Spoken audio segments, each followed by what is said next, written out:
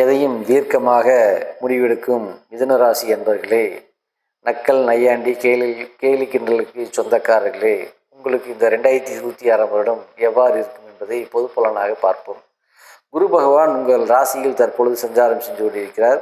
அவர் வரக்கூடிய ஜூன் மாதம் 1ஆம் தேதி கடகராசிக்கு போக போகிறார். அப்போ அந்த வகையில் மனைவி, நண்பர்கள் இவங்க வகை ஆதாயத்தை உங்களுக்கு கொடுப்பாங்க.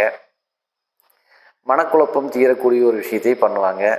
பேச்சில் நிதானம் தேவை உங்களுக்கு இந்த வருஷம். அதுக்கடுத்து வரக்கூடிய அக்டோபர் மாதம் 31ஆம் தேதி பார்த்தீங்கன்னா குரு பகவான் சிம்ம ராசிக்கு போகிறதுனால அது அக்டோபர் 31 ஜனவரி வரைக்கும் அங்கே இருப்பார். இதில் பணம் கொடுக்கல் வாங்கல கொஞ்சம் நிதானம் தேவை. அதுக்கடுத்து பார்த்தோன்னா சொந்த பந்தங்களுக்கிடையே நட்பு பிரியாமல் பார்த்துக்கணும். உறவுகள் பிரியாமல் கொஞ்சம் கவனமாக இதில் பார்த்துக்கணும்.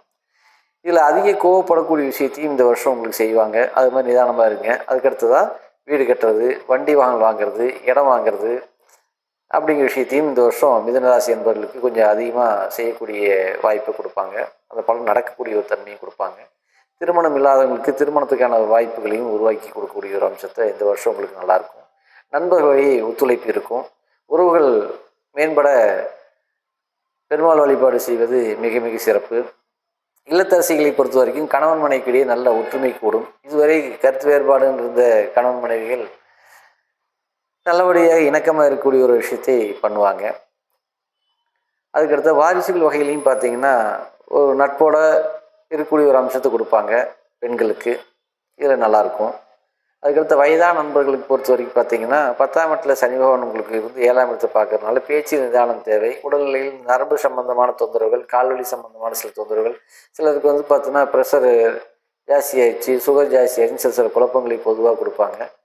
ஆனால் அதே சமயத்தில் செவ்வாய் உங்கள் லக்னத்தை உங்கள் ராசியை பார்க்குறப்போ இந்த வருஷம் பிறக்கிறதுனால உடல்நிலையில் கொஞ்சம் அதிக கவனம் செலுத்துவீங்க. இது வரைக்கும் வாக்கிங் போகாதவங்க வாக்கிங் போகணும்னு சொல்லுவீங்க. இது வரைக்கும் வயசான தோற்றம் இருக்கிறவங்க கூட இளமையான தோற்றத்துக்கு முயற்சி பண்ணுவீங்க. அதாவது உடம்பு கொஞ்சம் கட்டுக்கோப்பாக வச்சுக்கணும், நம்ம கரெக்டாக இருக்கணுங்கிற மாதிரியான எண்ணத்துக்கு வருவீங்க. அதனால் இந்த மொத்தத்தில் இந்த 2026 என்பது மிதுனராசி என்பவர்களுக்கு மிக நன்றாகவே இருக்கும் என்பதை நான் இப்போ இந்த இடத்துக்கு சொல்லிக்கிறேன்.